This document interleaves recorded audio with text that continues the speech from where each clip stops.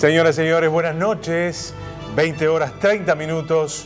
Un gusto reencontrarnos aquí en una nueva edición de Recta Final en los medios públicos. Alejandra, ¿cómo te va? Buenas noches. Muy buenas noches, Gabriel. La alegría de estar compartiendo tanto por Televisión Nacional como por las radios públicas esta recta final que nos lleva hasta lo que será la segunda vuelta, el balotaje.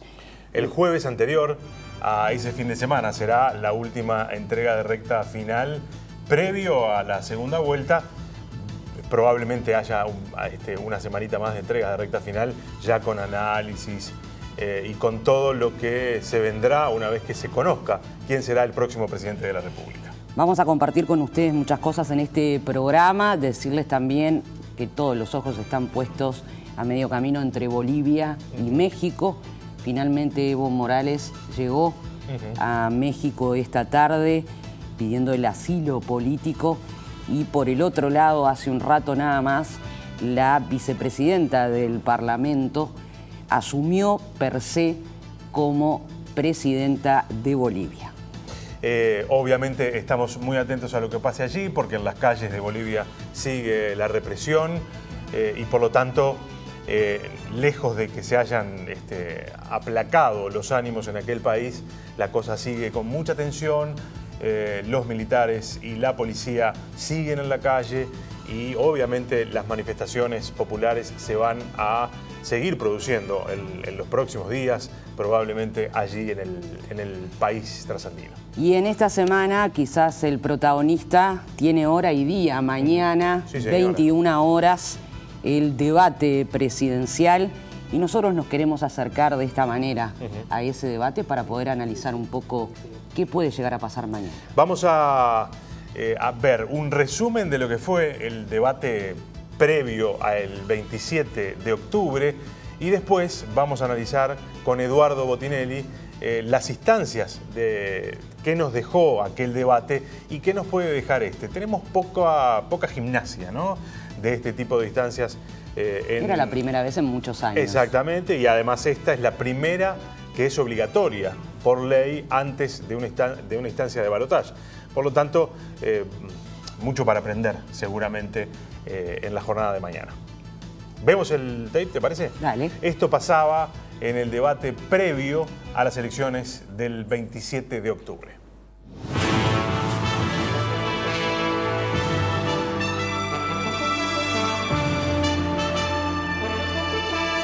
Este debate para nosotros cae inserto en un momento histórico para el país. Por un lado, la posibilidad de volver al pasado y por otro, la posibilidad de seguir en un proceso de crecimiento económico y de justicia social que se empezó en el año 2005. El Frente Amplio incumplió promesas y por ende no es creíble. Vale recordar la campaña electoral del 2014, el doctor Vázquez, el contador Astori, diciendo que no iban a haber impuestos. Sucedió todo lo contrario. A mí me gustaría también saber cuáles son verdaderamente las propuestas en concreto, de dónde está delineado la propuesta de gobierno. Nosotros hemos visto una ley de emergencia que nos preocupa. Más de 300 artículos, muchos de ellos muy discutibles, que hay que discutir en 90 días. Ahora, cuando aumentan los recursos, es más simple gobernar. Y el antecedente inmediato de Daniel Martínez es que ha aumentado los recursos de la Intendencia. Cuando se jacta un déficit, el déficit lo han pagado con más recursos de los uruguayos por multas, por transferencia al gobierno central y por patentes, entre otras cosas. El 2 de marzo, el día después de asumir, tempranito en la mañana, los jefes de policía de todos los departamentos designados allí estarán en la torre ejecutiva con el presidente, con el ministro, con el subsecretario, para recibir instrucciones claras. Instrucciones que van a contramano con lo que se ha hecho en estos años. Pero lo que nunca estaremos de acuerdo es ceder el control de la autoridad a quienes no están preparados para eso. Más Estado, más ley sí, la ley de la selva no. Yo les quiero pedir algo muy importante. Les quiero pedir su confianza. Y espero poderlos mirar a los ojos dentro de 5 años y haber cumplido. Nosotros nos queremos hacer cargo. Yo me quiero hacer cargo. No quiero que retrocedamos en los logros, porque cada logro ha significado el esfuerzo de generaciones de uruguayos y uruguayas. Por eso yo no pido que me voten a mí, pido que voten un proyecto político que ante todo ha tenido a la gente en el centro de los desvelos. Hechos y no palabras. Un resumen apenas de lo que fue aquel primer debate entre Luis Lacalle y Daniel Martínez. Bueno, vamos a presentar a Eduardo Botinelli, alguien de la casa ya, que va a estar analizando después de la tanda con nosotros cómo se prepara este segundo debate tan particular, además, en un balotaje como el que viene, y además el primero obligatorio y por ley, algo que no estábamos acostumbrados los uruguayos. ¿Qué tal, Eduardo? ¿Qué tal? Buenas noches, ¿cómo están? Sí, tenemos el ejercicio que hacía 20 años que no lo teníamos, entonces estamos más familiarizados ahora, ¿no? Pero sí, con esta particularidad y con algunos cambios que son importantes. No vamos a ver un debate parecido al que vimos, más allá de que los protagonistas son los mismos. Probablemente haya algunos cambios sustanciales en la dinámica, sobre todo, ¿no? Claro. Y además por el momento en que se juega, claro, ¿no? Es decir, ahora es uno contra otro y no hay otros, ¿no? Sí, y además no hay otra instancia. No hay, es la última. Es la última y se vota en 10 días, por lo tanto, lo que pase mañana probablemente termine o de definir alguna situación o le genere alguna chance al que va atrás, ¿no? Sí. Alguna de esas cosas va a pasar. Hacemos una pausa, ¿te parece? Nos vamos a la tanda.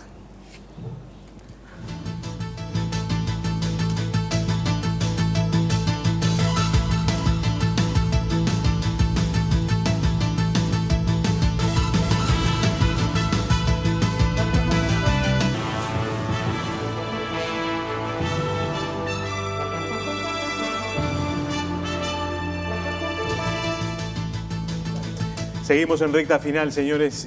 Como ustedes saben, Eduardo Botinelli de la empresa Factum nos acompaña esta noche. Lo primero que me gustaría es, no hay un consenso a nivel de la academia sobre el impacto que puede tener un debate en una campaña electoral, ¿no? No hay consenso sobre eso. Allí están quienes entienden que es una buena práctica, más allá de que pueda llegar a tener impactos en los procesos electorales, ¿no? Sí, bueno, a ver, muchas veces la respuesta en realidad depende mucho del contexto. Es decir, hay países con sistemas de partidos más establecidos, con liderazgos más consolidados, y otros donde en realidad aparecen partidos nuevos, aparecen candidaturas nuevas constantemente, y es una forma de conocimiento y electorados más volátiles, claro, ¿no? Entonces, cada contexto también tiene su incidencia, o el debate tiene una incidencia distinta según el contexto. Ahora estaba repasando algunos trabajos y en España, por ejemplo, se ha estudiado que a raíz del debate un 8% de la población cambió su voto. Claro, en direcciones opuestas, no siempre hacia un mismo lugar, pero hay un 8% que declara que cambió su voto después del debate. También la estructura del debate español no tiene nada que ver con lo que hemos visto acá, ¿no? Totalmente. Eso debe de incidir, supongo. Sí, y también, claro, la situación política de España tiene sus particularidades, tiene una variedad con novedades importantes del último tiempo, de los últimos 20 años, ¿no? Con una transformación muy rápida de los propios pesos internos de los partidos. Pero comparando con el caso uruguayo, nosotros después del debate anterior medimos esto, es decir, bueno, cuántas personas habían cambiado su voto, y fue el 2% nada más, ¿no? El 94% dijo que no lo cambió. Un 4% no opinó y un 2% dijo que cambió el voto. Ahora, claro, cuando empezamos a mirar hacia dónde cambiaron, fue hacia los debatientes o hacia afuera. Claro. Por eso que hablaba al principio en el bloque anterior de ahora son solamente 2. Claro, en ahora aquel sí, momento, el que cambia el voto, uno puede decir razonablemente que lo va a cambiar en el otro sentido. Claro. Puede también ocurrir que alguien diga, no los votó ninguno de los dos. Sí, claro. Pero quizás sean los menos, ¿no? Seguramente. Más allá de estos avances de la coalición multicolor, por un lado, como lo ha definido el propio candidato Lacalle Pou, ¿pensás que es el voto a Lacalle Pou, por ejemplo, quien lo elija, y el voto a Martínez? Porque el Frente Amplio es el Frente Amplio, es el candidato del Frente Amplio. En este caso, la campaña que han establecido habla de no es solo el candidato. No, es que si bien el sistema desde la reforma hasta ahora lo que ha generado es una personalización del cargo, casi como si fuera un régimen presidencial, porque se elige una candidatura única en junio, van candidatos únicos por cada partido en octubre y se eligen 2 personas que no llevan banderas en las hojas de votación. En realidad hay un contexto de país que directamente vincula a las personas con sus propios partidos, es decir, no se pierden las banderas, y claramente hoy estamos ante una oposición que está nucleada o liderada por una candidatura que es la de la calle, y otro, que es el oficialismo, con la candidatura del Frente Amplio. Claro, en el primer balotaje, en el 99, este sector, que ahora es oficialismo, en aquel momento era la oposición, tenía 2 partidos. Estaba el Frente Amplio por un lado, Encuentro Progresista Frente Amplio, y estaba el Nuevo Espacio por el otro. Entonces ahí podíamos decir, bueno, el caso de Tabaré Vázquez era el líder de la izquierda, o del centro izquierda e izquierda, y aparecía Jorge Valle como el oficialista en aquel momento, ¿no? Ahora el problema que está teniendo el Frente, entre otras cosas, es justamente que en realidad quedó con un candidato que es solamente de un partido. Entonces, creo que en la dinámica electoral no son personas totalmente independientes, sino que cada persona representa proyectos políticos distintos. Antes de empezar a ver qué puede pasar mañana, ¿qué pasó en aquel debate? Porque vos trajiste alguna información que nos permite, digamos, desagregar cosas, ¿no? Y encontrar, hay información. Cuando empiezan a darse algunos episodios de manera sistemática, tenemos información sobre ellos. Sí, hasta ahora no teníamos, eso, ¿no? Eso es así. Bueno, a ver, el primer dato que tenemos es que el debate anterior, por lo menos en la manifestación de las personas, fue visto por una cantidad muy importante de gente, cerca de las 3/4 partes de la población. Eso no quiere decir que lo haya visto entero, ni mucho menos, ¿no? Pero hay algunos datos que son interesantes, sobre todo volviendo a tu primera pregunta, es decir, ¿cuánto puede incidir? Bueno, ¿cuánto puede incidir? ¿Quiénes vieron más el debate? Lo vieron más las personas interesadas en la política. Exacto. ¿No? ¿Quiénes vieron más el debate? Bueno, a medida que aumentaba la edad, mayor la exposición al debate. ¿Quiénes vieron más? Los blancos y los frenteamplistas. Claro. ¿No? Es decir, entonces, ¿a quién le habló cada candidatura en aquel momento? Le habló a gente más informada, más interesada en la política, de mayor edad, de clases medias hacia arriba. ¿Podemos decir que le habló a los que ya estaban decididos? Prácticamente es lo que sucedió, ¿no? Es decir, por lo menos los que tienen mayor exposición y miraron con mayor interés eran los más decididos, ¿no? Y lo mismo sucede cuando preguntábamos, bueno, ¿quién cree que le fue mejor o quién ganó el debate? Bueno, en realidad fue un empate, porque 32% dijo Daniel Martínez, 31% la calle Pou, pero claro, cuando uno mira, bueno, los Frente Amplistas, el 70% dijo que ganó Martínez, el 70% blanco dijo que ganó la calle Pou. Claro. Entonces, hay casi una actitud militante ahí, es decir, exacto, ganó mi candidato. Porque el que lo vio con mayor interés es en realidad más militante. Ahora estamos en un escenario un poco distinto, porque hay una expectativa mayor, está concentrado absolutamente en estas 2 candidaturas, y la apertura, digamos, de los votantes de distintos partidos en realidad se termina concentrando en estas candidaturas. Pero entonces, hay un tema ahí que tiene que ver con a quién le interesa mirarlo. Claro. ¿No? Por lo tanto, lo primero que podemos decir ahora es que ya no le van a tener que hablar a sus votantes. No. Primero van a tener que hacer un esfuerzo para hablarle, para ampliar, ¿no? El abanico de a quienes le están hablando. Sí, entre otras cosas porque hoy, sobre todo el caso de la calle Pou, en términos cuantitativos, en términos de volumen, tiene más votos que no son absolutamente propios. Es decir, sí, claramente, lo que hablaba recién, es el representante de un proyecto político. Pero en la instancia anterior votaron a otro partido. En el caso de Daniel Martínez, el crecimiento que muestran las encuestas es muy menor con respecto a lo que votó, por lo tanto, quien no lo votó en la primera vuelta es bastante menos en términos cuantitativos. Entonces, claro, hay un posicionamiento que tienen que tener que es de convencimiento hacia los que hoy se están inclinando hacia uno u otro. Eduardo, ¿y qué vemos en el mundo? ¿Ese convencimiento se da por propuestas concretas, por su postura como estadista, por su amplitud buscando a esos otros indecisos, ese porcentaje de indecisos? ¿Cómo podemos evaluar de acuerdo a lo que se ha visto en otras realidades con estos debates? Sí, bueno, ahí claro, depende mucho del contexto, ¿no? Incluso usando el propio antecedente de Uruguay, si uno mira el resultado final de la elección y lo que significó el debate Sanguinetti-Vázquez, en realidad la estrategia fue bien clara de correrse a la derecha y solidificar esa posición, cuando en realidad, si uno piensa en términos más abiertos, era otro sistema, ¿no? No era el sistema de balotaje, era un sistema, el sistema anterior, donde la elección se daba candidaturas múltiples dentro del partido. Dentro de los partidos, el candidato más votado, el partido más votado, terminaba siendo electo presidente.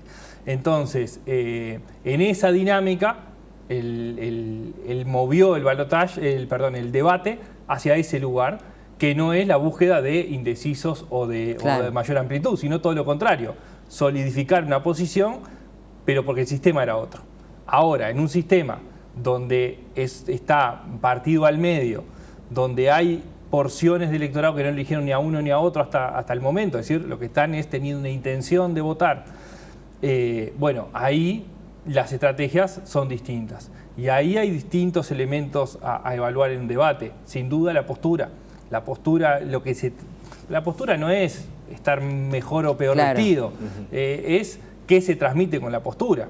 Y justamente las debilidades de las dos candidaturas, sobre todo la de Martínez. Lacalle Pou tenía esta misma debilidad hace 5 años y la fue perdiendo justamente la estampa presidencial.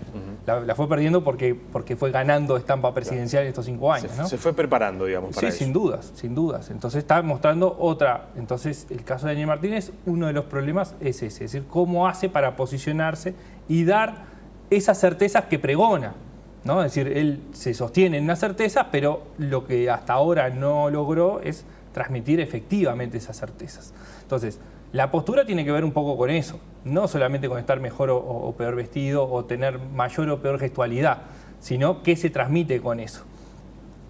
Lo otro es, sí, bueno, ¿qué se hace? En un debate por un balotaje, sin dudas, esperamos que sea más crispado. ¿Por qué? Porque hay un proceso de polarización que se ha ido dando, porque necesitan los dos atacar al otro en sus debilidades. Y después la otra parte que mencionabas, la propuesta, es decir, ¿qué es lo que hay claramente dos proyectos de país, o sea. Sí, lo que no quedó tan claro en el debate anterior. Claro. En el debate anterior no quedó claro que se estaban presentando dos proyectos de país. Perdón, porque vos las nombrabas por orden de importancia o no. Como 3 o 4 puntos centrales. Una vez que está resuelto el tema de la postura y de cómo se resuelve el debate, las propuestas empezarían a pesar. Quizás las podríamos llegar a ordenar de esa forma igual. ¿Por qué? Porque lo primero que pasa en un debate es lo que se ve. Lo que ves. ¿No? Claro. La impresión, ¿no? Y claramente lo primero que entra es eso. Lo segundo es, justamente debilitar al otro. ¿No? ¿En qué? Bueno, en la inexperiencia o la experiencia, en las certezas o las incertidumbres, en las verdades, mentiras, ¿no? Todo lo que se ha ido planteando en el debate anterior, por lo menos, y en el trayecto de campaña. Y después, claramente, posicionarse a partir de críticas, a partir de qué propuestas, ¿no? Entonces, quizás sí, igual podría usarse en esa misma dinámica. Y salir un poco del corsé, ¿no? Lo decían los dos candidatos en su momento. Si uno veía, por ejemplo, cuando fue ese debate entre Talvi y Andrade, o viendo nada más, haciendo un ejercicio de ver los debates españoles, los propios debates argentinos, aún con la cantidad de gente que tenían para hablar de tal o cual tema, se salían de ese corset. Está bien, hablaban de ese tema, pero preferían contestarle al otro antes de seguir ceñidos a que en este bloque vamos a hablar de política económica. En este bloque, sino directamente al otro, ¿no? En el debate argentino, bueno, claramente Alberto Fernández se dedicó inicialmente, más allá de dar 30 segundos de lo que quería hacer, a pegarle a Macri. Claro. ¿No? Sí, sí, sí. A ver, y en este caso el formato es un poco más amigable. Creo que, claro, lo que hablamos al principio, 20 años sin debate, no había cultura ninguna, ni de los medios, ni de los políticos. Es decir, la negociación de los medios fue un problema, la negociación de los comandos fue un problema, porque había que acordar muchas cosas, porque lo que había era falta de cultura. Claro. Hay falta de cultura, es decir, no lo solucionamos con uno y no. Claro. Hay una falta de cultura. Sin dudas, también allanó el camino ese debate que vos hablabas de Andrade y Talvi, el de Cose con Larrañaga, con sus diferencias, con cómo se desarrollaron. Este que se viene mañana parece más parecido a ese de Andrade Talvi, por más que también era muy estructurado, ¿no? Pero parece por lo menos tener más libertad y que ese intercambio que va a haber puede ser mucho más rico para quienes lo estén viendo y analizando. Eduardo, vos decías algo por ahí que no quiero dejar pasar. La campaña ha tomado un cierto tono, no voy a utilizar la palabra agresivo porque capaz que no es la que corresponde, pero hay crispación, hay mucha crispación. Quizás los actores principales no, y se hayan cuidado, pero hay por lo menos un segundo nivel, un tercer nivel, y ni que hablar las redes sociales, de mucha crispación, de mucho enojo. Hay como da la sensación, un campo de cultivo para expresiones muy complejas. ¿Puede verse reflejado esto en el debate? ¿Puede haber salidas de tono? Es decir, situaciones que se tornen difíciles, complejas. Yo creo que a la uruguaya sí, ¿no? A la uruguaya, es decir, estamos miramos el contexto regional. No es que van a terminar las trompadas. No, creo que sí, que efectivamente hay un momento de crispación. Estamos en un momento que es un momento importante, porque es un momento que puede ser un quiebre o puede ser una continuidad. Y el quiebre o la continuidad, cualquiera de los dos, produce efectos importantes en los partidos, en los elencos, pensando en esa más allá de lo que suceda en el país, ¿no? Digamos, en esas estructuras. Entonces, claro, hay mucha carga detrás de esto, y sin dudas, mañana es el último tren para los dos. Claro. ¿No? Entonces, mañana va a haber una carga política, una carga emocional, y que efectivamente puede ser un momento donde haya en ese cruce bastante más elevado que lo que fue el anterior. Conociendo a los dos, perdón, Negra, conociendo a los dos, las experiencias políticas de cada uno, las trayectorias vitales, en fin, ¿quién crees que puede verse más, por algún elemento que surja en el debate, más tentado a la crispación o al levantar la voz? Creo que en términos y por lo que se juegan cada uno también, sí, ¿no? Yo creo que el que llega más tranquilo, no solamente por la situación actual, por el resultado de octubre, sino por la experiencia legislativa y en el debate legislativo, es Lacalle Pou. Martínez llega después de un resultado de derrota, porque por más que haya sido la fuerza más votada, estaba debajo de las expectativas, llega debajo hacia la segunda vuelta, y por lo tanto es el que se está jugando más, se están jugando los dos muchísimo, pero es como el que esta instancia le puede resultar más decisiva, y también tiene menos experiencia de debate del tipo parlamentario, claro, digamos, del debate de ideas en este tono, ¿no? En tono político, más allá de toda su experiencia sindical y en distintos ámbitos ejecutivos. En esta instancia, esa experiencia se notó incluso en el debate anterior, claro, ¿no? Es decir, claro, algún manejo de tiempo, manejo de tonos, cuándo responder y cuándo no, fue un poco mejor manejado en ese sentido. Teniendo en cuenta el porcentaje de indecisos que más o menos ronda, según todas las encuestas, en el entorno de un 6, ¿no? Un 5, un 6. Sí. ¿Pensás que hay algún punto particular que puede marcar la cancha en este debate? O sea, esa gente que está indecisa, ¿qué te dice cuando dice no sé todavía quién voy a votar? Bueno, el primer punto es que los perfiles de indecisión de esta segunda vuelta son los mismos de la primera, es decir, los que llegan... Son los mismos. Los que llegan con menor grado de confirmación del voto son las personas que tienen menos interés en la política. Son los que tienen menor nivel educativo, de clases más bajas. Es decir, ese es el contexto donde la política no es permanente en su vida y por lo tanto esa no permanencia lleva a que en realidad no es algo que yo ya tenga decidido. Las personas que están interesadas en la política, que tienen una pertenencia partidaria más fuerte o más firme, pero tienen cierta vinculación de alguna forma con la política, tienen decidido su voto hace años, independientemente. Claro. Después pueden haber pequeños cambios en la primera vuelta con la aparición de nuevos partidos o de nuevos liderazgos o lo que...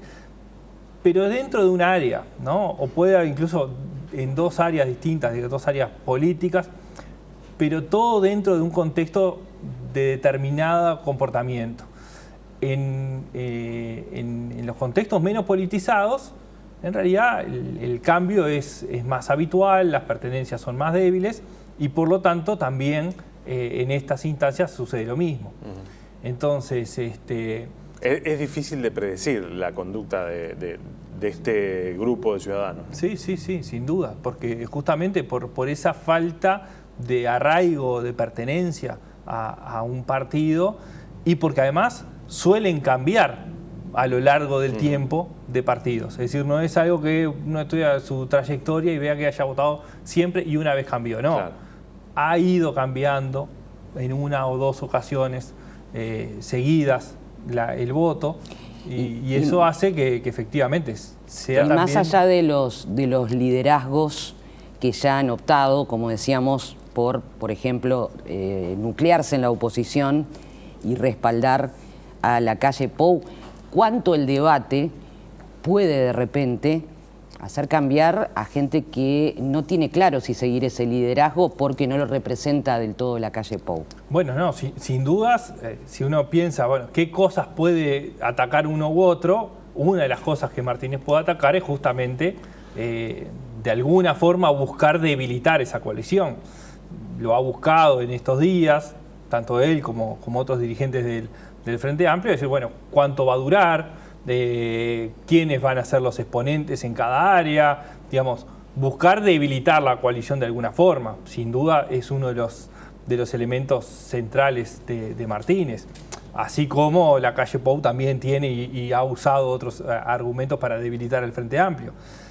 Pero esa es uno de los elementos clave, porque sin duda, lo que hablábamos recién, en la primera vuelta no fue el porcentaje que hoy se muestra de apoyo a la calle Pou. Es decir, sí, es el líder de un bloque, pero lo que tiene que convencer a la gente de que ese bloque que está uniéndose en una coalición, que primero no se sacaba la foto y después sí, ahora apareció, que, bueno, qué significa, qué va a representar y qué durabilidad tiene, es algo que Martínez va a tratar de pegarle un poco, justamente en esa búsqueda de la certeza versus la incertidumbre. Claro. ¿No? Es uno de los elementos. Que parece lo que está, uno de los temas que está planteado, no solo continuidad y cambio, sino certezas e incertidumbre. Sí, eso es un poco la estrategia que ha seguido Daniel Martínez hasta ahora, ¿no? Con algunas idas y venidas, pero las certezas del proyecto político, y que mucho tiene que ver los nombramientos de Astori y de Mujica detrás de eso, ¿no? Es decir, y la presentación de un elenco poderoso, ¿no? Sí. Digamos, más yendo a las certezas que a la renovación, en ese sentido. Eduardo, gracias por habernos acompañado. Por favor. No va a ser la última vez que estés en recta final, tanto con nosotros como con alguno de los otros compañeros, así que... La semana que viene además encuesta. La semana que viene tenemos la última encuesta, el miércoles. El miércoles, así que bueno, seguramente nos veremos. Gracias. Por favor, ese de ustedes. Pausa, señores. Se viene quien probablemente sea, Alejandra, la ministra de Vivienda en el caso de que Martínez sea el próximo presidente. Lucía Echeverri enseguida con nosotros aquí en Recta Final.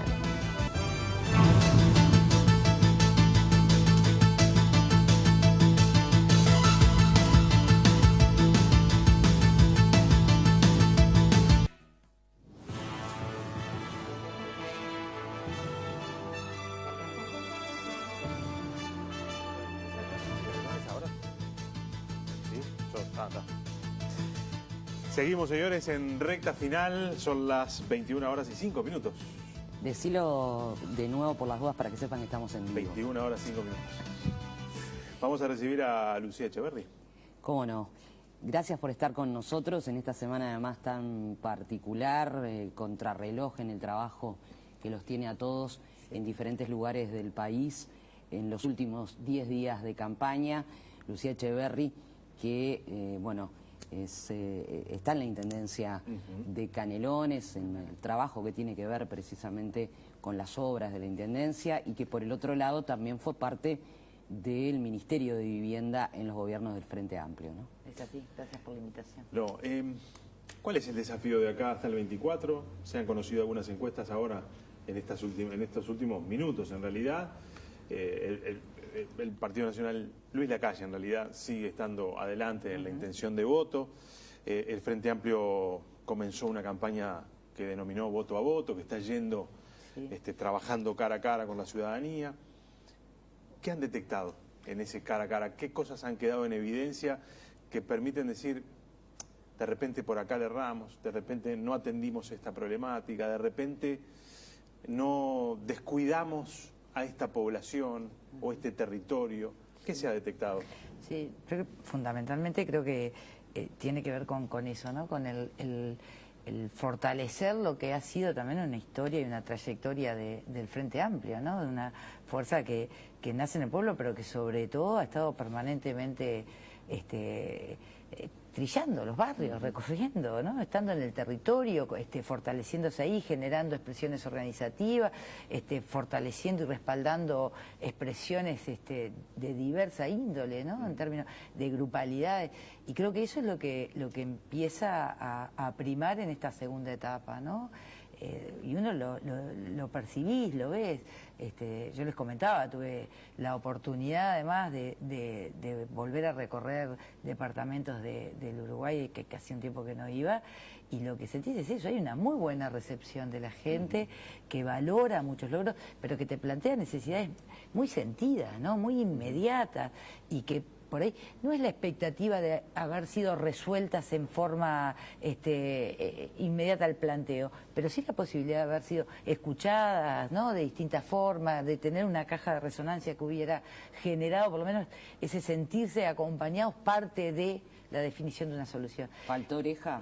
Yo creo que capaz que no fue la suficiente, ¿no? Yo les contaba, bueno, estuve la semana pasada particularmente, estuve en Artigas. Y es impresionante, procesos de transformación y de generación de oportunidades muy, muy interesantes, familias que estaban a veces en una situación muy compleja, permanentemente afectados por las inundaciones, hoy con su vivienda ya con 3, 4 años de esa vivienda otorgada, mantenida, cuidada, mejorada, que vos ves que van invirtiendo, pero que más va impactando en el entorno, que te decían, bueno, hemos evolucionado, no evoluido, decían ellos, pero falta un poco más de trabajo. Es verdad, se han perdido puestos de trabajo, hay que estar ahí. Algunos de ellos decían, bueno, mi hijo es peón rural y hoy tiene caja, ¿no? Pero bueno, yo también cumplí, capaz que los acompaño. El cumplir también tiene que ver con esa cercanía que se tienen a veces desde otras esferas, y que bueno, que en algún momento nosotros nos alejamos un poco, y es a lo que estamos volviendo.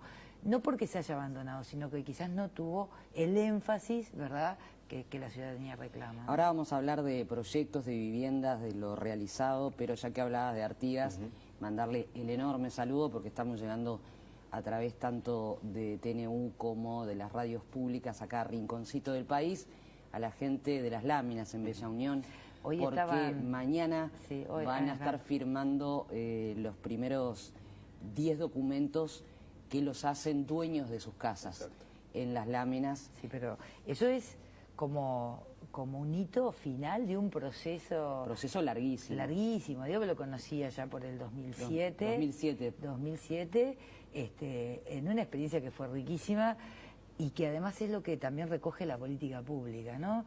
En aquel momento, si me permiten un segundito, el planteo era, bueno, realmente eran ranchos de chapa, ¿no? De la lámina, de la corteza, digamos, de madera, en una situación muy crítica, prácticamente no habían servicios higiénicos, ¿no?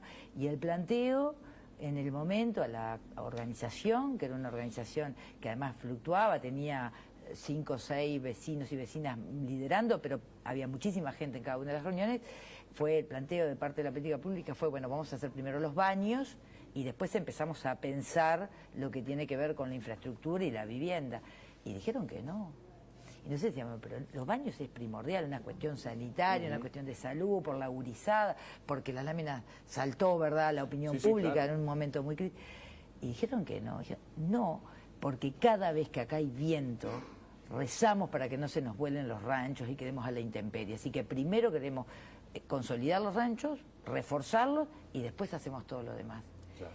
Y en una negociación se aceptó eso y cada 15 días llegaban puntales chapas, se fueron consolidando los ranchos y eso permitió avanzar, sí, en una organización por sectores, empezar a hacer, y ahí fue una experiencia mixta de participación de empresas con la organización de la familia, donde las empresas hicieron platea y núcleo húmedo, baño y cocina, y las familias fueron por sectores, por ayuda mutua y por autoconstrucción, porque fueron misturando los sistemas, construyendo el resto de la vivienda. Y si ven las fotos, si ustedes tienen la oportunidad de mostrarlas, de aquellos ranchitos, a ver hoy casas de 2 niveles. Yo tuve la oportunidad de ir a lo que fue la infraestructura urbana, con saneamiento, con calle, con resolución de los drenajes, con alumbrado, pero además de eso, las experiencias que se generaron, muchísimas mujeres, fundamentalmente mujeres adultas, terminaron primaria, porque si bien la habían hecho por desuso, no tenían condiciones para leer y escribir, y volvieron a hacer el proceso y terminaron primaria. Se conformaron 2 cooperativas de trabajo,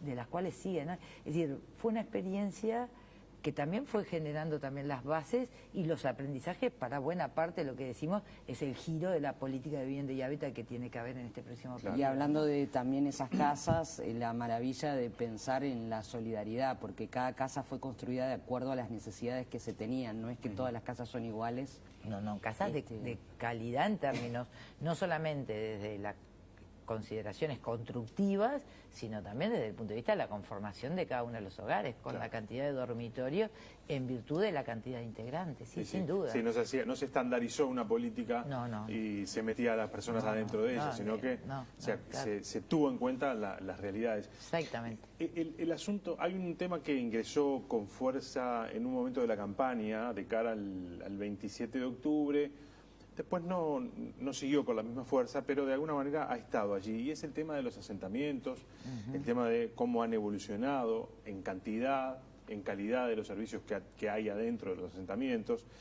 Y allí quedó como la sensación de que la política pública no había alcanzado a resolver gran parte de esos problemas, ¿no? Y bueno, de alguna manera se puso en cuestión lo hecho hasta ahora, más allá de que hay algunas cosas que son evidentes, que tienen que ver con grandes e históricos asentamientos que no están más y que se encontraron soluciones a muchísimas familias en ese sentido. ¿Cómo trabajar a partir de lo hecho para resolver la problemática de los asentamientos? Sí, se hizo muchísimo, ¿verdad? En estos últimos 15 años son más de 11.000 hogares los que han logrado transformar sus condiciones de vida, tanto materiales como subjetivas, ¿no? Pues no solamente es la inversión en infraestructura, la generación de viviendas nuevas o de reformas y ampliaciones, sino también la generación de nuevas oportunidades laborales, de acompañamiento y de sostenibilidad de las inserciones educativas de la gurizada, espacios públicos de calidad. Pero lo cierto es que falta, eso es sin duda falta, porque el fenómeno es muy complejo. No es posible mirar a los asentamientos solamente como un problema habitacional. Es más que un problema habitacional. Lo habitacional es una parte que hay que atender, pero hay que atender la globalidad, porque también es una expresión de otras brechas y otras desigualdades el asentamiento. Y esto significa que para poder abordarlo, hoy yo les mencionaba, ¿no? Es el giro de las políticas públicas, ¿no? ¿Cuál es la diferencia? Nosotros hoy estamos diseñando las respuestas y las herramientas para ir transformando la situación de los asentamientos e incluso generando medidas que nos puedan ir permitiendo revertir esa situación de la mano y generando desde el punto de partida los diseños con el equipo de desarrollo humano, es decir, con las políticas de desarrollo humano que uno puede ejemplificar a través del Ministerio de Desarrollo Social, con el equipo económico, con el equipo de trabajo, con el equipo de educación, porque el punto acá es que tienen que llegar juntas y a tiempo, ¿verdad?, para abordar esa integralidad. Entonces, Ese es el mecanismo. Obviamente que hay un fortalecimiento presupuestal, pero además de eso tiene que haber esa mirada y ese diseño integral, integrado desde el punto de partida. Pero además, es como yo te decía, uno tiene que conocer esa situación, ¿no? Tiene que haberla, no solamente en lo físico, la realidad física de ese territorio, sino también lo intangible. Y eso que significa que ahí también hay que generar experiencias de empleo y de empleo protegido, de capacitación. Por eso también buena parte de estas intervenciones van a ser las que puedan generar los puentes para que personas que están residiendo en esto sean parte de los 80.000 recapacitaciones que está planteando Daniel Martínez por año, ¿no es cierto?, para generar otras oportunidades de empleo. Tiene que ver además con adelantarnos al problema. ¿Y esto qué significa? En el año 2006 fue la primera vez que se hizo un censo, ¿verdad? Hasta ese momento no se sabía cuántos asentamientos había y dónde estaban, ¿verdad? A partir de eso se identifica, hay 672 asentamientos, en el 2008 hay 607, 11.000 hogares pudieron transformar sus condiciones desde el punto de vista de la infraestructura, pero también de oportunidades de inclusión, ¿verdad?, que son 91 asentamientos, 50 y hoy, o 51 están en distintas etapas de obra y de proyecto, pero lo cierto es que hay que ir adelantándonos a ese tema. ¿Y qué significa? Porque el crecimiento no fue en cantidad, fue en nuevos hogares, gurizada, ¿verdad?, que ha crecido, que se junta, que forma su familia y que quiere la proyección de su independencia y que se ocupa el terrenito que está, ¿verdad?, en el predio de enfrente.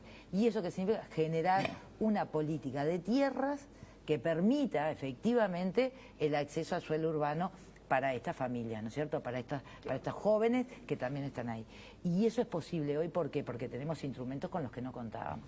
En el año 2017 se aprueban las directrices de ordenamiento territorial. Claro. Eso establece una hoja de ruta muy clara para la dotación de carteras de tierras a nivel de todos los departamentos del país. Y te establece además mecanismos de financiamiento.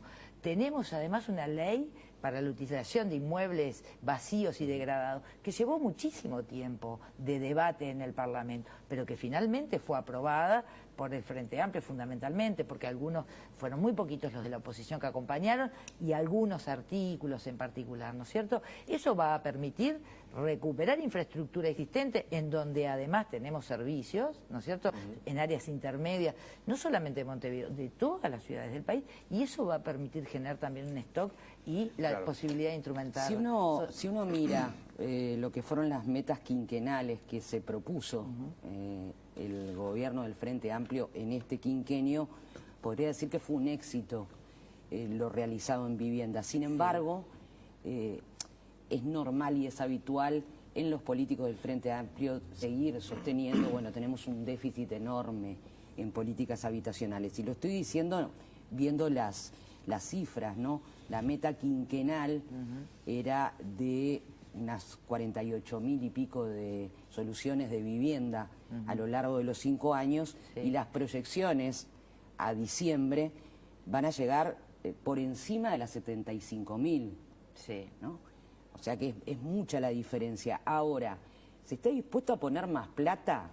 Más allá de, evidentemente, en algunas áreas trabajar como tú señalabas, en políticas que deben ir de la mano. Pregunto porque, si bien fue aumentando el presupuesto, en 2005 era del 0,27%, estamos en un 0,57%. Eso es lo que destinamos, se triplicó del PBI para específicamente vivienda, que es uno de los elementos centrales que reclama la población, ¿no? Sin embargo, y siguiendo con este razonamiento, yo he escuchado a algunos dirigentes, inclusive del Frente Amplio, o del Frente Amplio sin el inclusive, diciendo que es probable que para que se verifique un verdadero shock de infraestructura urbana y de vivienda, hay que invertir 5 veces ese presupuesto, ¿no?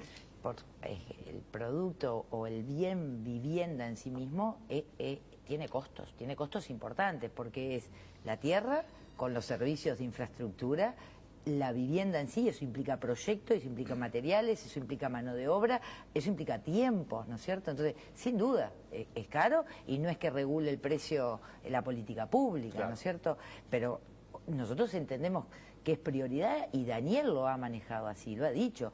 La vivienda es prioridad para el próximo periodo, eso implica fortalecimiento presupuestal y eso implica también reasignación de recursos, sin duda, para aumentar la escala.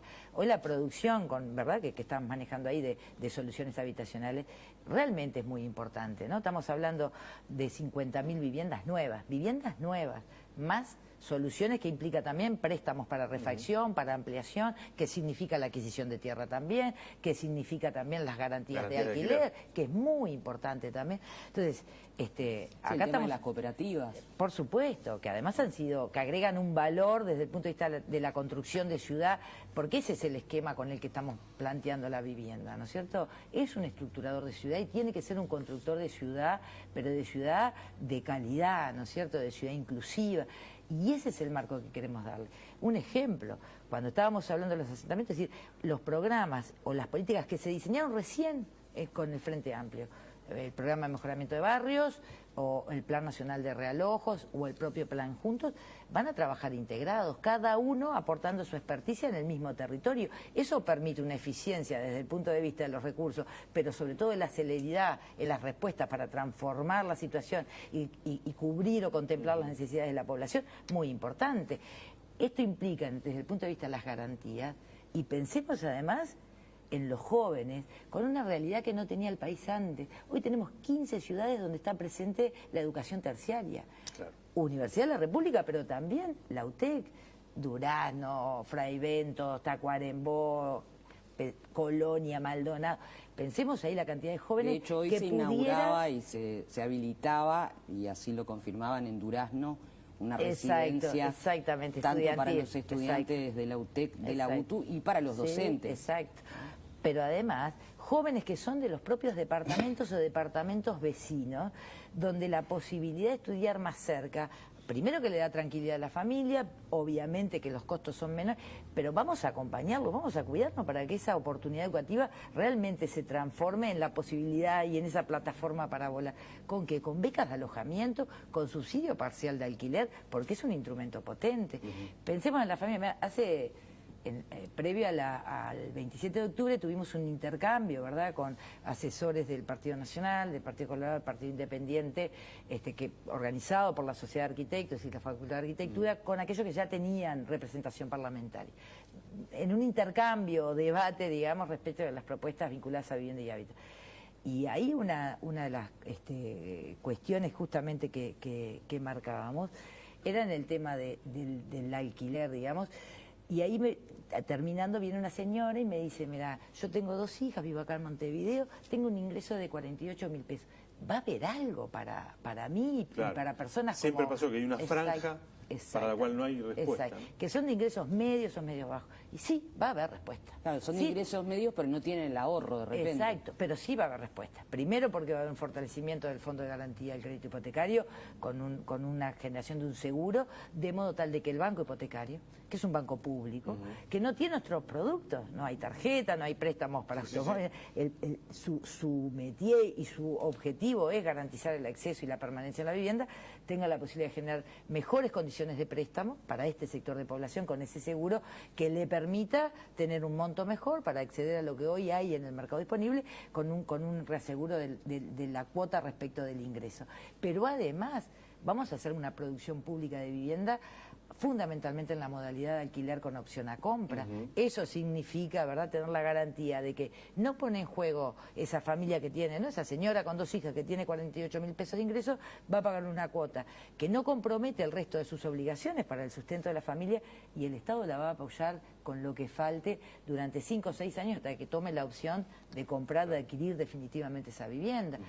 Vamos a convocar en todo el país a quienes tengan una vivienda porque la heredaron, ¿verdad?, porque la adquirieron como inversión en algún momento y no la han podido mantener, a que tome un préstamo con condiciones flexibles, a tasas preferenciales, y la devolución de ese préstamo va a estar dada por un tiempo dentro del mercado de arrendamientos de esa unidad. Claro. Entonces también generamos respuesta.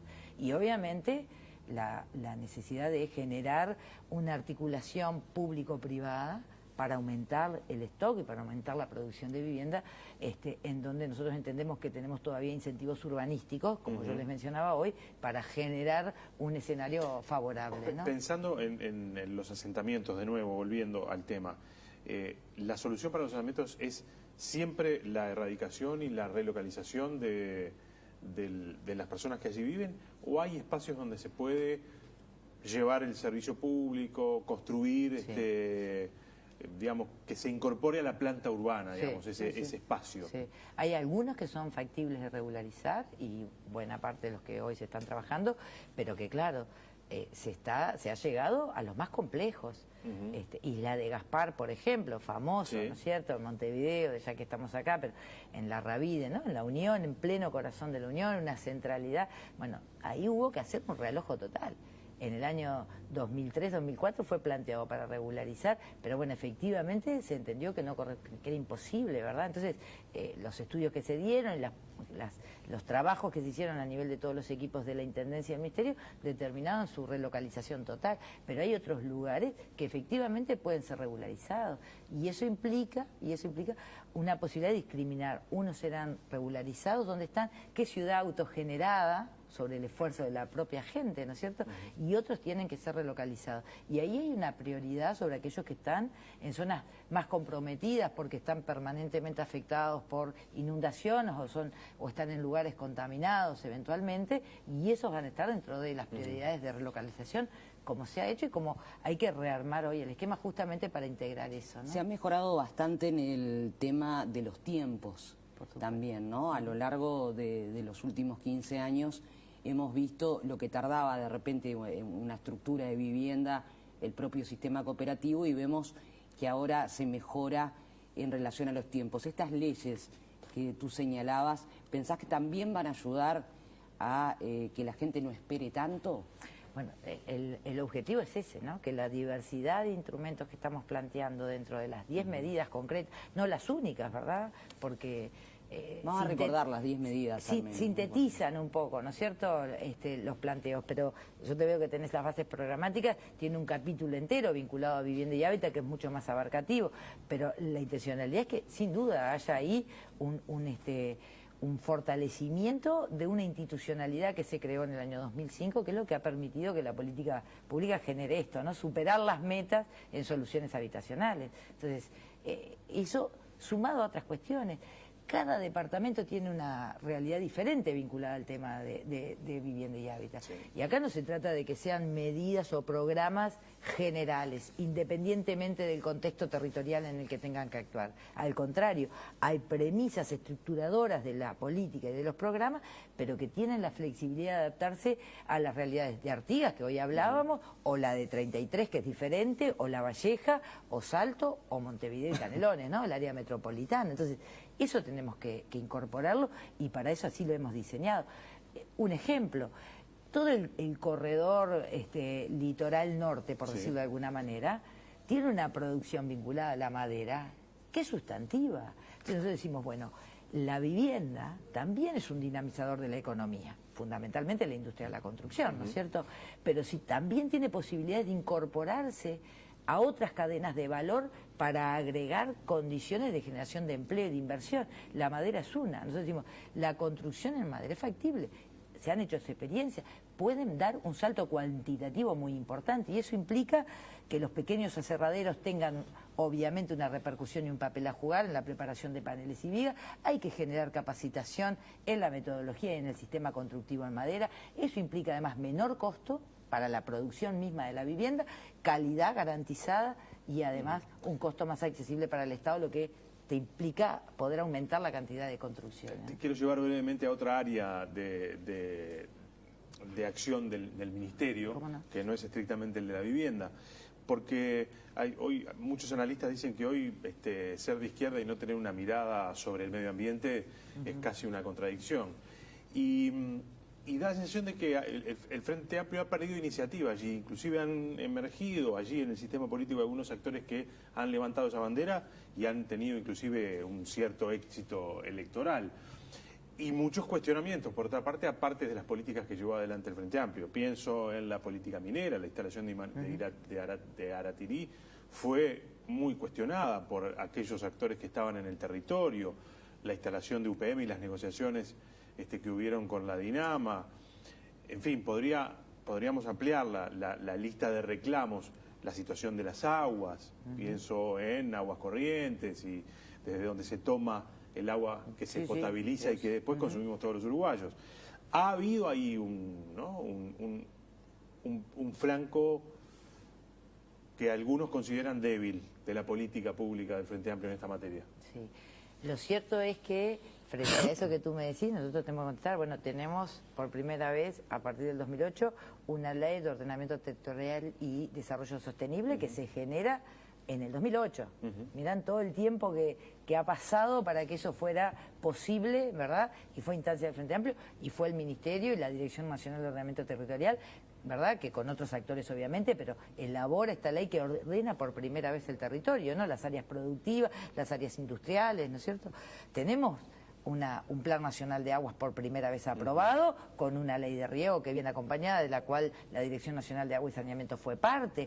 Tenemos una política vinculada al saneamiento por primera vez con centros experimentales, producto también, ¿verdad?, de la cuestionada competencia. la ley de riego, me quedé pensando ahora, ¿no? Inclusive nada está libre de cuestión. Los trabajadores de OCE fueron los que impulsaron la posibilidad de... Nada está libre de ser cuestionado y nada está ajeno a ser perfeccionado y perfectible, sin duda, ¿no es cierto? Tenemos, en cuanto a Dinama y en la creación del Ministerio, hace muy poco tiempo, la ley de envases, ¿verdad?, y la de bolsas plásticas, que ha sido un cambio sustantivo, ¿no? Alejandro Nario, que es el director de Dinama, lo ha dicho, más del 80% de aprobación de la ley y de disminución de la cantidad de plástico. Exacto. Entonces, estamos hablando de medidas muy importantes que se han tomado, con dos áreas además que se han fortalecido desde el punto de vista de sus capacidades técnicas, porque tiene una competencia de contralor y de garantía para el país y para todos los ciudadanos, que es muy importante y que ha venido creciendo en forma sostenida. Entonces, yo creo que ahí el matiz es que se ha hecho mucho frente a los planteos de cuestionamiento, que bienvenidos sean en la mesa, porque además en ambas áreas, tanto en el ordenamiento territorial, en lo que tiene que ver con la política de agua y en lo que tiene que ver con las políticas medioambientales, hay organismos que convocan a la sociedad civil, al empresariado, a ser parte de las discusiones. Y eso es un valor agregado, ¿no es cierto?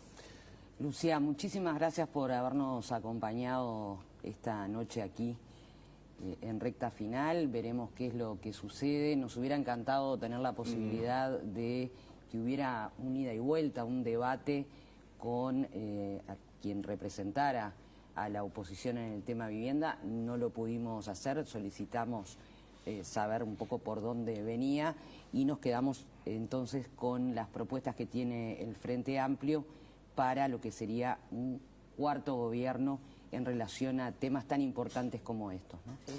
Gracias. Y además por algunas cositas que quedan, ¿no? Nosotros estamos proponiendo frente a la propuesta del Ministerio de Medio Ambiente, estamos hablando de medio ambiente y transición sustentable, ¿no es cierto?, que nos parece bien importante, pero bueno, ya habrá oportunidad de conversar esas cosas, ¿no? Gracias por haber venido. Al contrario, un gusto.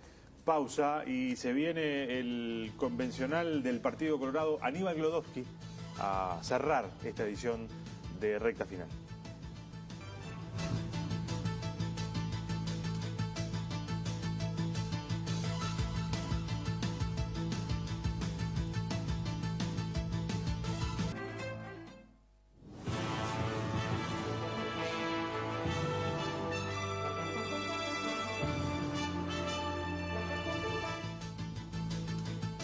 Último tramo de esta edición de Recta Final, señores, y es un gusto recibir a nuestro próximo invitado, Negra. Aníbal Glodowski, político uruguayo que hace mucho tiempo conocemos dentro del Partido Colorado. Desde que nosotros éramos chiquitos. Y que además ha tenido en los últimos meses, en el último año, protagonismo por diferentes motivos.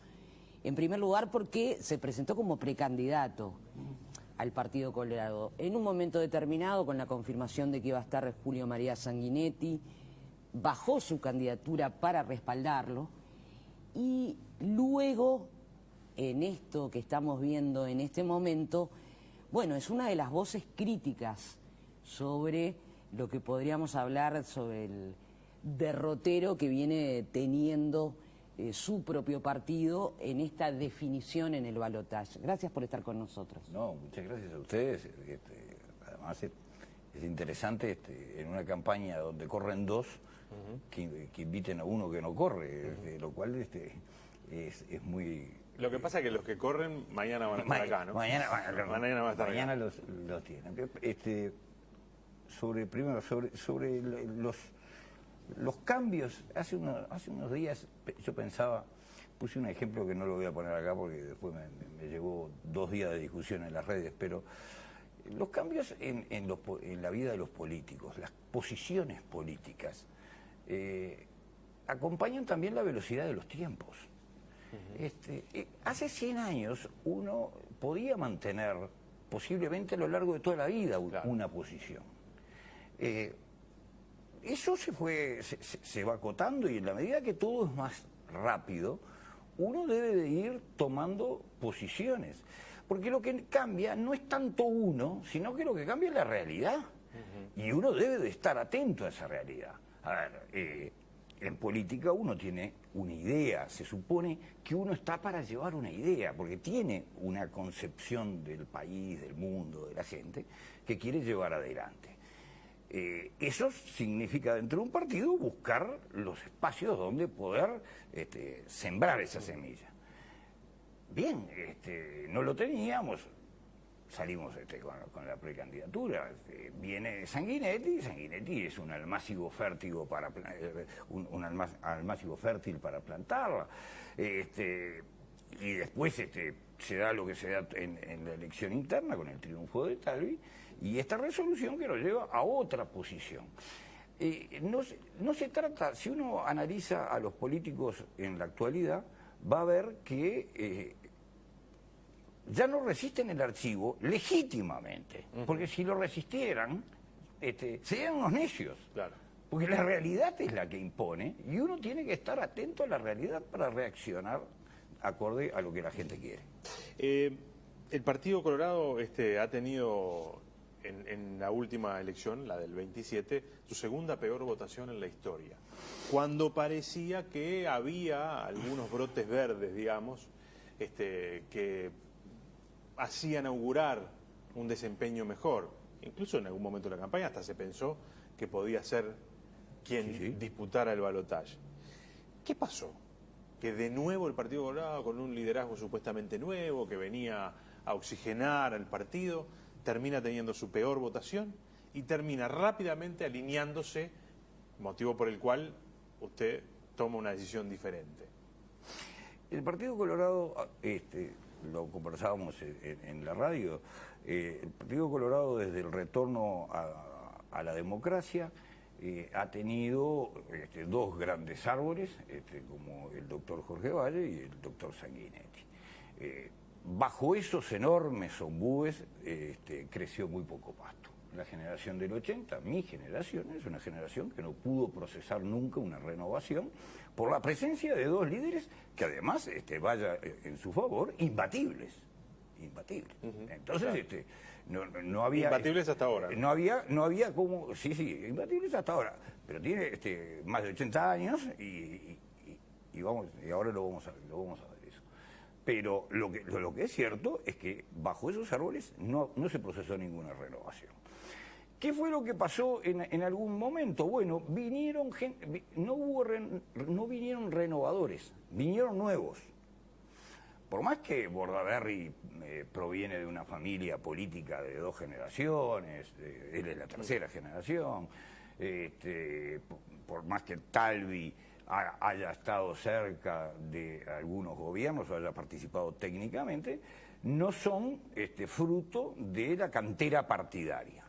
Y entonces resulta que en ambos casos es la propia estructura partidaria, el propio Partido Colorado, el que termina minando a el crecimiento y la potencialidad de esos nuevos candidatos. Y terminamos con Sanguinetti. Que hace un esfuerzo admirable por recuperar al partido y finalmente pierde el invicto con Ernesto Talvi. Pero esa esa decisión de la gente, de la Grey colorada y ballista, nos llevó a que Sanguinetti lograra imponer una idea que es la del gobierno de coalición. Y él hablaba en la interna del gobierno de coalición, cosa que podía llamar un poco la atención. Bueno, hay una recordada foto del año pasado, ¿no? Sí, sí, una muy comentada entrevista que hubo. Pero hubo un matiz, hubo un cambio en esa propuesta de Sanguinetti, rescatando algo que él ha sostenido también toda la vida, pero que no lo había incorporado. Y es el concepto de familias ideológicas. Y ese concepto yo creo de que es un concepto pernicioso, porque encierra ideológicamente a sectores, a grupos, a personas que podrían tener la capacidad de moverse en la sociedad, de moverse políticamente para generar encuentros y acuerdos. En la medida que los encerramos en bloques, sucede lo que ha sucedido. Si hay algo que le ha hecho mal a este país, ha sido la mayoría automática que ha tenido el Frente Amplio durante 3 periodos. Le hizo mal al país y le hizo mal al propio Frente Amplio. Yo estuve en la Cámara de Diputados con esa mayoría, acostumbrado además a las juntas departamentales que tienen mayoría automática, y la verdad que era francamente complicado que hubiera un intercambio fecundo. Porque primero el Frente Amplio también tenía que ponerse de acuerdo y después no había intercambio fecundo. Entonces, el concepto de familias ideológicas que sostiene Sanguinetti, lo que está enlazado con su gobierno de coalición, supone que vamos a cambiar una mayoría automática del Frente Amplio que en 15 años nos probó que no era la mejor manera de gobernar, de que el país funcionara, que el Parlamento funcionara. Vamos a cambiar una mayoría automática de un signo por una mayoría automática de otro signo.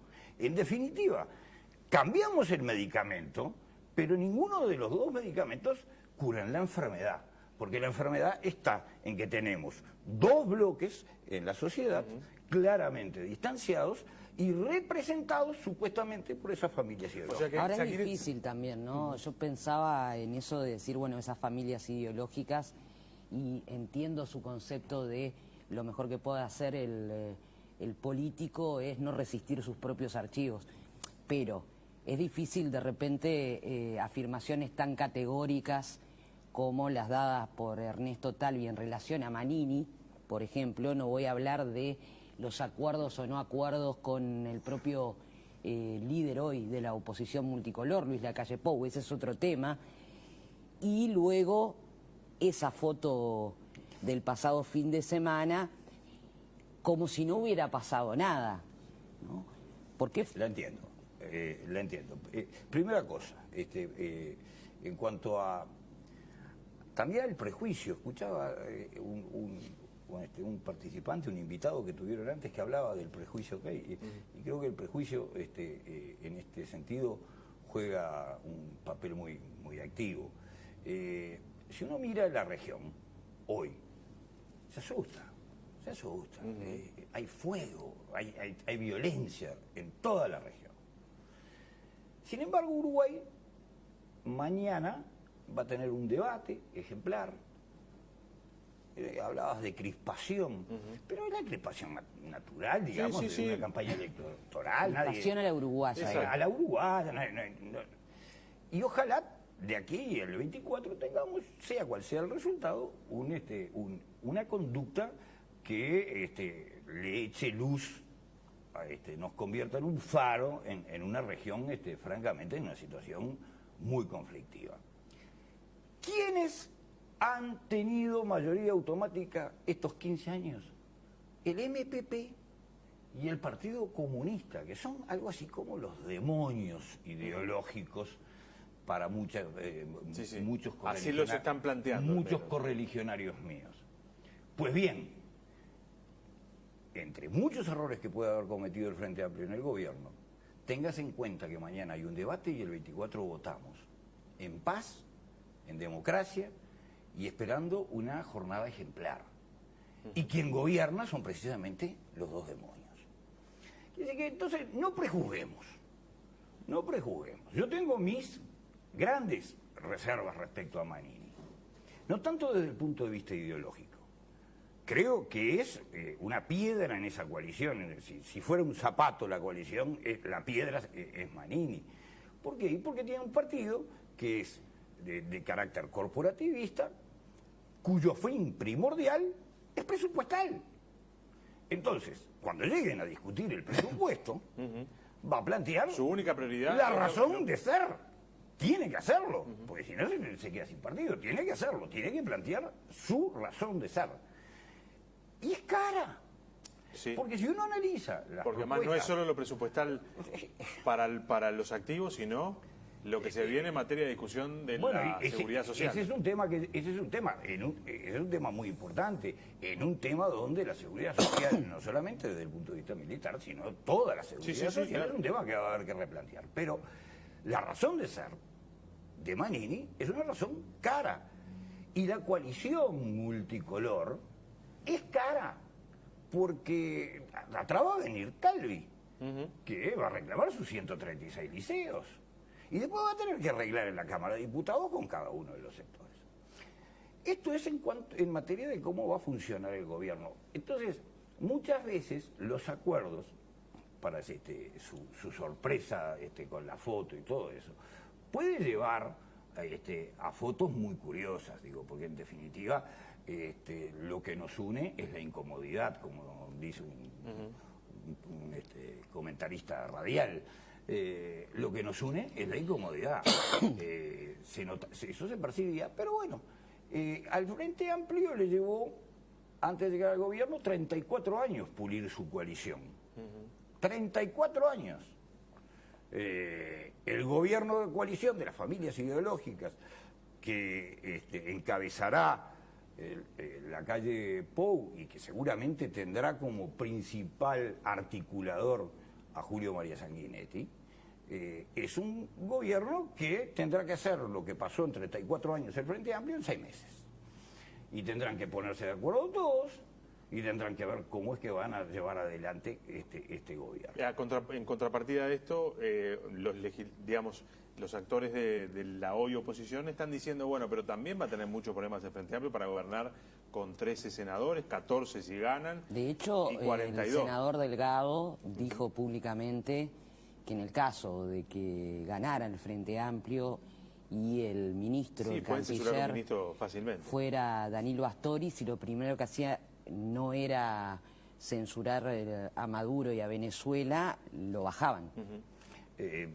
Creo que eso ya Astori lo resolvió hace un tiempo, y no tendría problema en resolverlo y llamar a las cosas como deben llamárseles.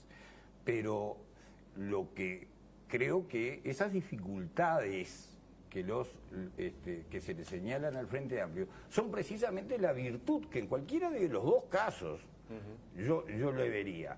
Que le falten 2 senadores me parece fantástico. Que se los dé Talvi. Que se los dé Talvi o que se los dé quien sea. Pero que haya ese cruce de opiniones, esos acuerdos cruzados, lo que hace es demoler las 2 murallas en que hemos encerrado a los uruguayos. Si entiendo bien, un presidente con minoría en el Parlamento, ¿usted lo ve mejor que un presidente con mayoría? Ni que hablar. Por eso, por eso usted se inclina por la opción de Martínez. Por eso no voto a la calle. Ah. Por eso no voto a la calle. No me meta problemas. No sé, yo por eso, y ya le dije en la radio, ¿cómo voto o a quién voto? Es lo de menos, qué sé yo. Lo que importa es el país. Y el país ha vivido 15 años donde se han cometido errores y han habido grandes aciertos. Muchos de esos errores se pudieron haber evitado si hubiera habido un intercambio y no hubiera habido una mayoría monolítica como tuvo el Frente Amplio. No quiero pensar, y ya entré no quiero pensar si la mayoría del gobierno de coalición y de la familia ideológica no llega a resultar tan monolítica, porque ahí vamos a tener problemas. Ahí va a tener problemas el presidente. Pero yo llego a la conclusión que la foto funcionó, la caramañola va a votar alineada con todo, porque vio que había una caramañola en la foto, ¿no? En el medio. Hasta la caramañola va a votar.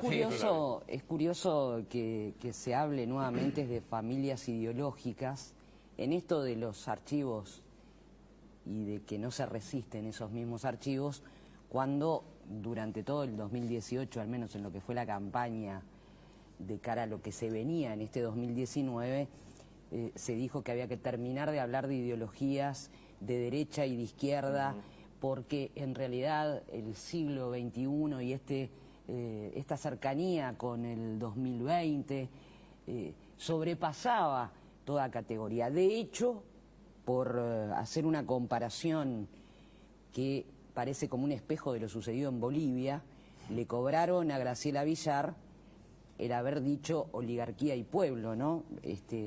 En fin, ¿qué piensa del tema familias ideológicas hoy? Creo que lo que tenemos es, en función, y abonado precisamente por el efecto de las mayorías automáticas, creo que tenemos un grado de tolerancia mucho menor. Socialmente tenemos un grado de tolerancia mucho menor. Y eso ha llevado a que los partidos, ante la presencia de un Frente Amplio monolítico con mayoría, actuaran con cierta capacidad centrífuga en los partidos opositores. Entonces, en un partido, cuando Valle y Ordóñez, o el Partido Colorado en su historia, pero Valle y Ordóñez tenía a Grauert, que era un hombre que decía cosas de cuño marxista que hoy no las dice nadie, no las dice ni el más radical de los radicales. Hoy no las decía Grauert, o tenía a su amigo y socio político Domingo Arena con ideas anarquistas, o después vino Luis Valle, un proteccionista, desarrollista, que engendró al futuro presidente Jorge Valle, que no era ni proteccionista, sino que era todo lo contrario, era un liberal de von Hayek. Es decir, había diversidad, había oxígeno. Yo tenía la posibilidad de estar en ese Partido Colorado sin ningún problema. Decir estas cosas. Atemorizarme porque el gobierno de coalición, porque la familia ideológica conduzca a la extinción del Partido Colorado. Y le hablo a los colorados y le hablo a los vallistas. Ese concepto va a extinguir al Partido Colorado, porque nosotros vamos a ser el jamón de ese sándwich. Nosotros vamos a estar en el medio. Nuestros legisladores van a tener que ser los más disciplinados. Sanguinetti va a ser el articulador. Nosotros vamos a estar allí y no nos vamos a poder mover. Y si usted no se puede mover, si usted no puede proponer, si usted no puede inventar cosas nuevas, si usted no puede interpretar a la gente sin pasar por el filtro de una coalición, está condenado a ser un furgón de cola del partido, de la mayoría del gobierno. ¿Cómo gana Talvi la interna y el que manda es Sanguinetti, según usted? No, yo no dije que sea el que mande. Yo sin dudas ganó y muy bien la elección Talvi. Después de la interna, además, hace una batería de propuestas sumamente interesantes. Realmente me sorprendieron. El prejuicio. El prejuicio. Lo prejuzgué mal, pero hace una batería. Y bueno, lo que decíamos al principio. El hombre no es de la cantera partidaria.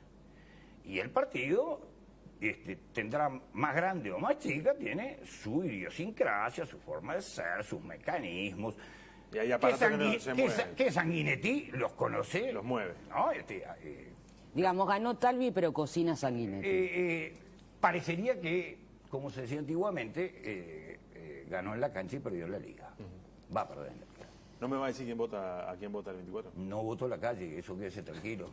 Vamos a parar con el relajo. Aníbal Glodowski, gracias por habernos acompañado esta noche. Mañana los invitamos. No, por favor, y para seguir hablando de estas cosas también. Encantado de la vida. Mañana los invitamos. Sí, señor. No va a haber recta final, estará el debate entre ambos candidatos a la presidencia. A partir 21 horas. De las 21 horas, y después los invitamos a seguir porque se calcula que va a durar unas 2 horas, pero los invitamos porque hay mesa post-debate con el análisis de lo sucedido.